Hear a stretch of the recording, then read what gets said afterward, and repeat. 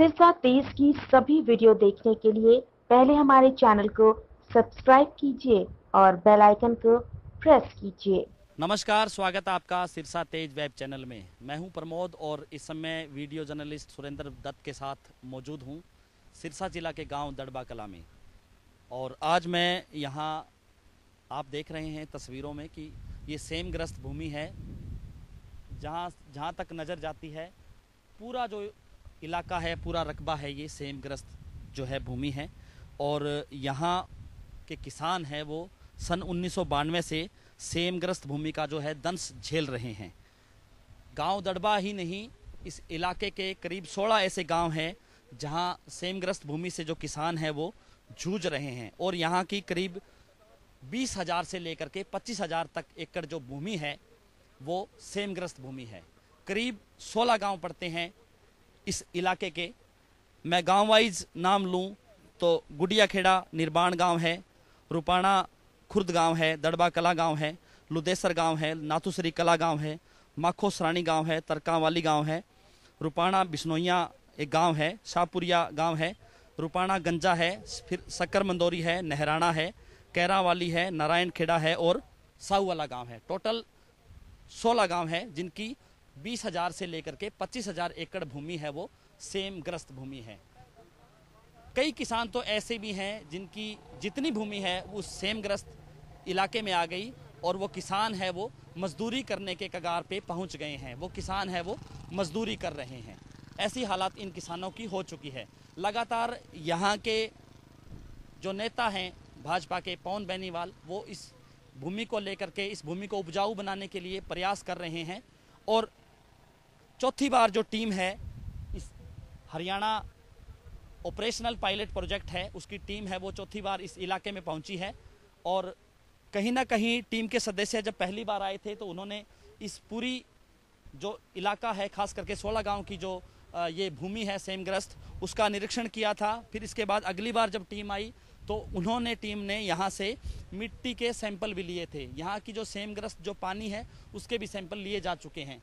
अब अंतिम बार जो टीम है वो आई है और उन्होंने इस पूरे इलाके को अच्छे से भली भांति जान लिया है। टीम के लोगों का कहना है कि उनको उम्मीद है कि वो ये किसानों की जो तमाम जो ज़मीन है उसको उपजाऊ बनाएंगे। उनका दावा है कि किसानों की ये ज़मीन है वो उपजाऊ हो सकती है। इस टीम के लोगों का कहना है कि वो जल्द ही, हम बात करें कि ये पूरा प्रोजेक्ट है, हरियाणा ऑपरेशनल पायलट प्रोजेक्ट है जो करीब 100 से अधिक करोड़ रुपए का पूरा प्रोजेक्ट है जो यहाँ लगने जा रहा है। और इस प्रोजेक्ट के तहत हम बात करें कि इस सेमग्रस्त जो भूमि है इसमें पाइपें हैं वो डाली जाएंगी।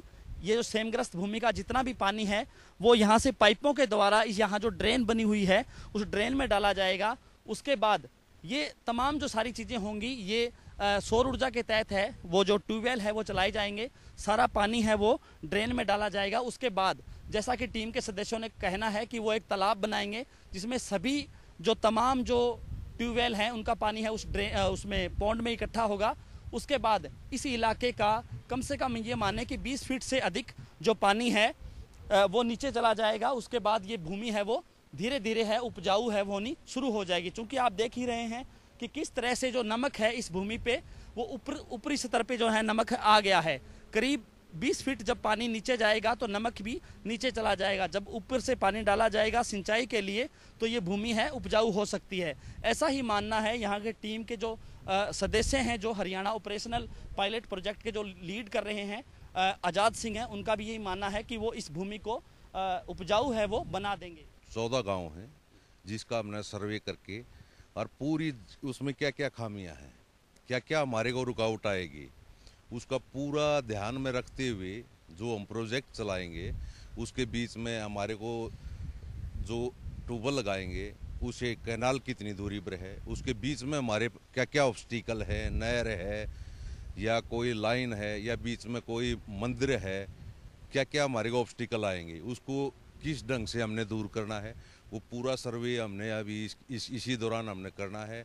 गांव वालों से पूछ रहे हैं कि क्या क्या इसमें दिक्कतें आ रही हैं, मिट्टी किस टाइप की है, 10 फीट तक कितनी है, 20 फीट तक किस प्रकार की मिट्टी है, उसकी पूरी जांच की जा रही है। और क्योंकि गांव में जहाँ पर भी ट्यूबवेल किसी ने लगाया है तो उसी के दौरान ये पता चल जाता है कि भाई 10 तक ऐसी मिट्टी है, 20 तक, या ये जहाँ पर चूहा है उससे हम कुएं से भी देख करके ये पता लगा रहे हैं कि चूहा कितने ऊपर है। इसी प्रकार से हम इसका पूरा सर्वे करके और इसकी रिपोर्ट आगे भेजेंगे। और ये अभी तकरीबन अंतिम दौर है जो अभी सर्वे के लिए है। इसके बाद में आगे इसका सर्वे अभी नहीं होगा, तो ये अंतिम रूप ही है। तो आजाद जी, कैसे इस प्रोजेक्ट के तहत कैसे काम होगा? ट्यूबवेल लगाए जाएंगे, उसके बाद जो पानी है वो ड्रेन में डाला जाएगा, आगे लिफ्ट सिस्टम भी चलेगी, तो वो सारा किस तरह का इस ऐसे है जी, जैसे कैनाल हमारे को ट्यूबवेल लगाया है, अगर उससे एरिया लंबा पड़ता है तो उसके लिए बीच में हम एक पौंड बनाएंगे और इकट्ठे ट्यूबवेलों का पानी इकट्ठा करके उस पौंड के अंदर स्टोरेज करेंगे। उधर से फिर उठा करके पूरा कैनाल के लिए डिवाटरिंग हो जाएगा। तो यही हमने बीच में जिस भी गांव के अंदर गए हैं, इसीलिए हम ड्रेन से और जो इफेक्टेड एरिया है उसकी दूरी भी देख रहे हैं, लास्ट पॉइंट से और जो नज़दीक पॉइंट है उससे, ताकि जो नज़दीक पॉइंट ड्रेन के है वो तो सीधा डिवाटरिंग हो जाएगा, और जो लास्ट वाला पॉइंट है उसको एक जगह पर पौंड बना करके स्टोरेज करके उधर से फिर डिवाटरिंग किया जाएगा। इस प्रकार तो कहीं ना कहीं क्या लगता है कि किसानों का जो 1992 से जो किसान है सेमग्रस्त भूमि का दंश झेल रहे हैं, कहीं ना कहीं इस भूमि को उपजाऊ बनाया जा सकता है? उपजाऊ बनाया नहीं जा सकता जी, बिल्कुल 100% बनेगी, इसमें कोई दिक्कत नहीं। क्योंकि जैसे भी हमारा चूहा नीचे जाएगा तो जैसे भी ऊपर ये सारा नमक दिखाई दे रहा है मिट्टियों जमीन के अंदर से, जैसे जैसे चूहा नीचे जाएगा दोबारा बारिश का पानी या अपनी जैसे ये माइनर है इसका पानी लगेगा, उसी प्रकार से सारा ऊपर से जो नमक है वो नीचे जाता रहेगा। साथ के साथ जैसे पानी चलेगा अपने ये सौर्य ऊर्जा से जब उसको पानी को निकालेंगे तो उसी आधार पर ये पूरी मिट्टी है जो ये नमक दिखाई दे रहा है। नमक किस कारण से होता है? जब मिट्टी पानी नहीं पीती, पानी ऊपर खड़ा हो जाता है, उसमें लचीलापन नहीं रहता। जब नीचे से उसके स्रोत खुल जाएंगे तो ऑटोमेटिकली नमक नीचे जाएगा, और ऊपर से 6 महीने के अंदर जब भी ये गांव वाले देखेंगे तो 6 महीने के अंदर इनको रिजल्ट दिखाई देने लग जाएगा। तो कहीं ना कहीं किसान ये मान लें कि उनकी भूमि है वो उपजाऊ होने जा रही है। बिल्कुल बिल्कुल, इसमें कोई दो राय नहीं है। हमारे डॉक्टर OP गोदारा जी हैं, वो बहुत ही लगन और मेहनत से ये कार्य करवा रहे हैं, और उन्होंने बहुत ही दिशा निर्देश, एकदम ठोस दिशा निर्देश दिए हैं कि इस कार्य को जल्दी से जल्दी सुचारू रूप से चालू करना है। जी, क्या नाम आपका? नाम भूप सिंह है जी। तो कितने एकड़ जमीन है आपके? जमीन है जी 11 किला। 11 एकड़। हाँ हाँ। तो ये 11 की 11 एकड़ सेम में है? हाँ हाँ, ये 11 सेम में ही है। हाँ, तो फिर आप क्या करते हैं? गाड़ी करती है जी, कट्टा दौड़ती है। मजदूरी करते हैं? हाँ, मजदूरी करती है। मजदूरी करके बच्चों का पेट हाँ पालते हाँ, मजदूरी। आप देख ही रहे हैं कि किस तरह से ये किसान थे जिनकी जो तमाम सारी जो जमीन है वो इस सेम में आ गई। कुछ और किसानों से भी हम चर्चा करेंगे। जी, क्या नाम आपका? देवतराम नाम है। जी, तो आपकी कितनी एकड़ जमीन है? 30 किले जी। तो सेम में आ चुकी है सर, लगभग सारी सेम में आ गई है। तो क्या क्या परेशानियों का सामना करना पड़ रहा है किसानों को? सारी चीज को करना पड़े जी, न कोई बच्चा न पढ़ास का ढंग से, न कहीं राख का। अब कोई खड़ी मजदूरी कर तो फिर कोई खड़ी फिर अब की माटी गेरी है तो माटी घेर के खड़ी 2 साल कामयाब हुआ है, खड़ी साल हुआ है कि उधारा चक के फीसा लेना पड़े, बाणिया कर्ज है जो वो ज्यों पड़ी है कि साहूकार को भीगो पड़ी है। तो ये पायलट प्रोजेक्ट लगने जा रहा है, तो कोई उम्मीद जगी है किसानों? हाँ, उम्मीद है जी। पहले पाइपलाइन डिवाटरिंग वाला लगाई तो भी मैं पानी की निकासी सही होगी, भी जमीन में दाना होना शुरू हुआ है। भी मैं अब मौके को कई आदमियों के मेरे भी फायदे हुए हैं और जमींदारों के हुए हैं। तो क्या लगता है आगे ये लगेगा तो पानी की निकासी सही हो जाएगी तो सही हो सके। हाँ। आपका क्या नाम है जी? राममूर्ति जी, तो आपकी कितने एकड़ जमीन है इसमें? 10 एकड़ जमीन। तो अब क्या करते हैं आप?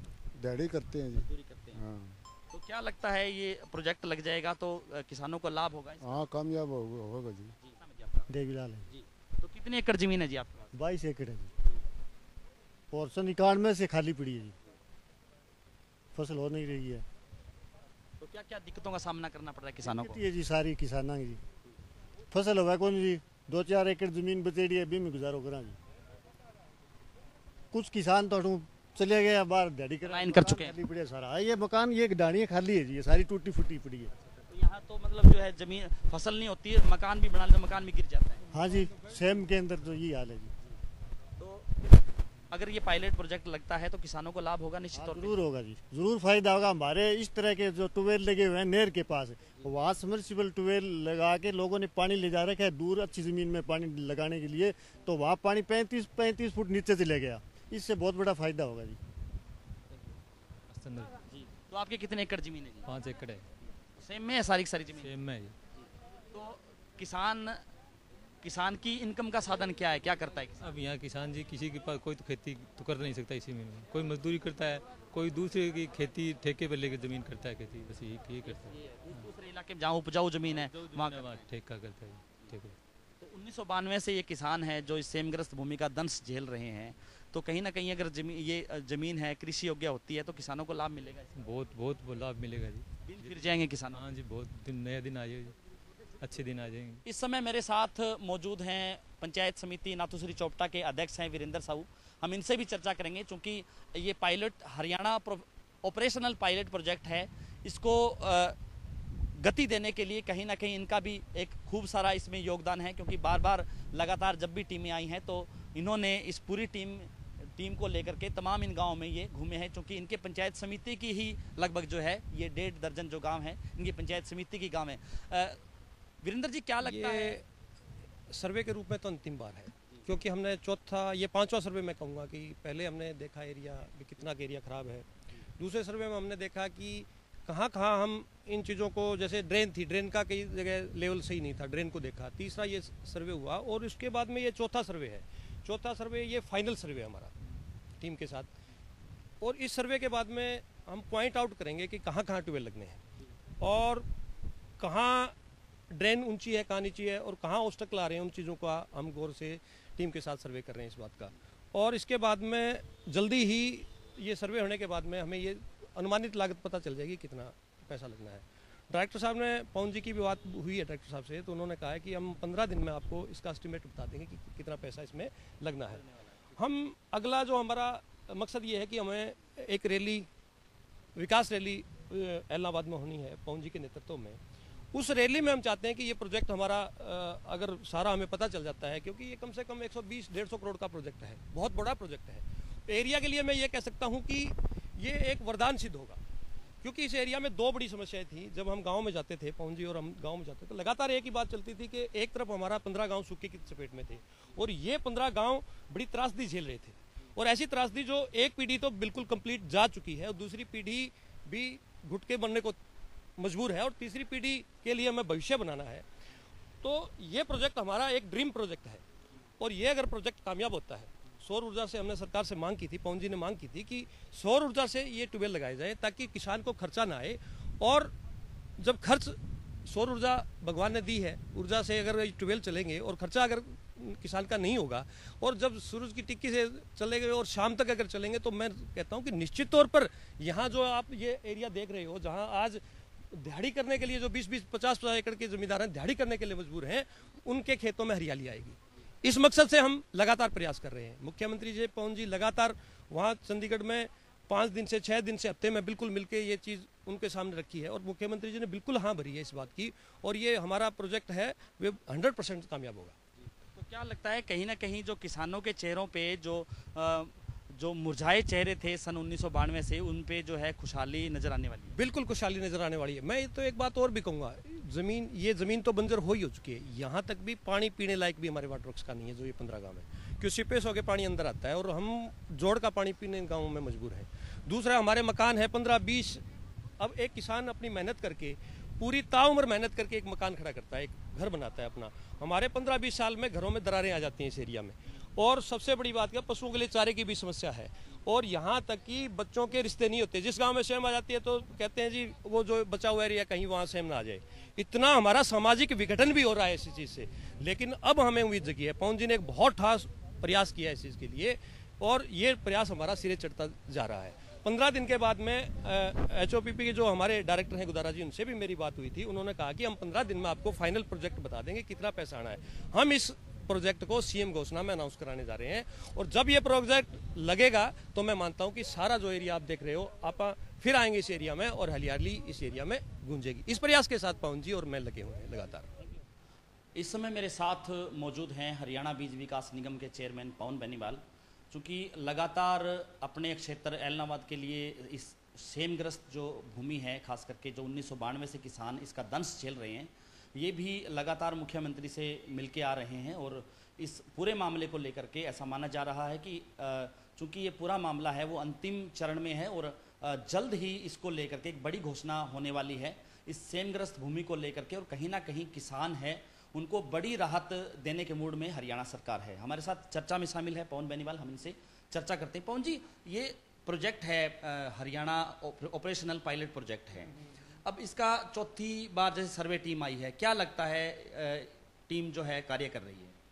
ये जी पिछले आपने 2-3 महीनों में देखा होगा, ये टीम कई बार आ चुकी है। अब ये लास्ट सर्वे चल रहा है, इन्होंने ये पिन पॉइंट करना है भी कहाँ कहाँ ट्यूबवेल जो पंप आउट पानी पंप करके और ये ड्रेन में डालना है, वो कहाँ कहाँ सोलर पावर्ड ये ट्यूबवेल लगाए जाएंगे काफ़ी मात्रा में, बड़ी मात्रा में। तो ये वो ही सर्वे कर रहे हैं अभी कौन से मरबा या किला नंबर पे कह दो भी कहाँ कहाँ ये लगानी चाहिए।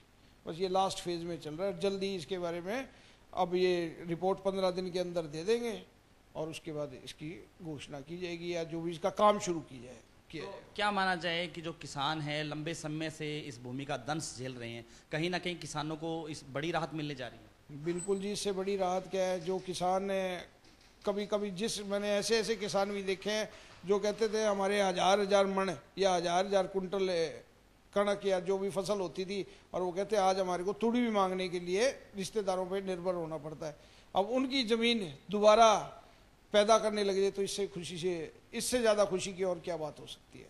तो कहीं ना कहीं आपका ये ड्रीम प्रोजेक्ट था, क्या लगता है कि अब ये जो मुख्यमंत्री है जो जल्द ही आपके हल्के में रैली करने जा रहे हैं, कहीं ना कहीं उस रैली में इस प्रोजेक्ट को लेकर के घोषणा भी हो सकती है? देखो जी, इसके लिए तो मुख्यमंत्री जी पहले ही यहाँ कर चुके हैं और जरूर अगर ये फाइनल फेज में है और उससे पहले वो प्रोजेक्ट कंप्लीट हो जाएगा तो मुख्यमंत्री जाएंगे, घोषणा नहीं करेंगे, इसका शिलान्यास करेंगे। ये मेरे को उम्मीद नहीं, भरोसा है।